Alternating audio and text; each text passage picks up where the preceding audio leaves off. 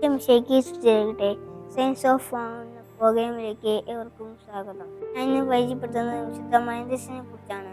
1576 April 26 Thrissur Puthenchira ഗ്രാമത്തിൽ തോമ എന്ന ദമ്പതികളുടെ മകളായി മറിയം ത്രേസ്യ ജനിച്ചു. 8 വയസ്സിൽ തന്നെ പ്രാർത്ഥനയ്ക്ക് ഉപവാസത്തിനുമായി വെച്ചതായിരുന്നു മറിയം ത്രേസ്യയുടെ ജീവിതം. ഈശോയുടെ തിരുമുറിവുകൾ പ്രാർത്ഥനയിലൂടെ ത്രേസ്യ ജീവിതത്തിൽ ഏറ്റുവാങ്ങിയിരുന്നു.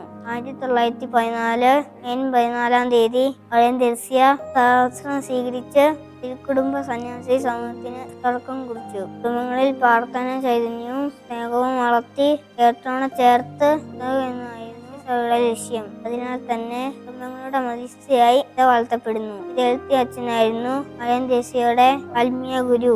1926 മറിയം ത്രേസ്യ കർത്താവിൽ നിദ്ര പ്രാപിച്ചു.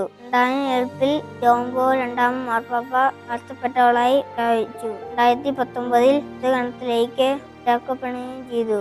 ഓരോ ഉത്തരവാദിത്വവും നേരിട്ട് ഏൽപ്പിക്കുന്നതിനാണ്.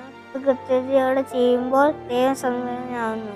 മറിയം ത്രേസ്യയുടെ വാക്കുകൾ നമുക്കും ഏറ്റെടുക്കാം. ഞങ്ങളുടെ കൃപ പ്രാർത്ഥിക്കാം.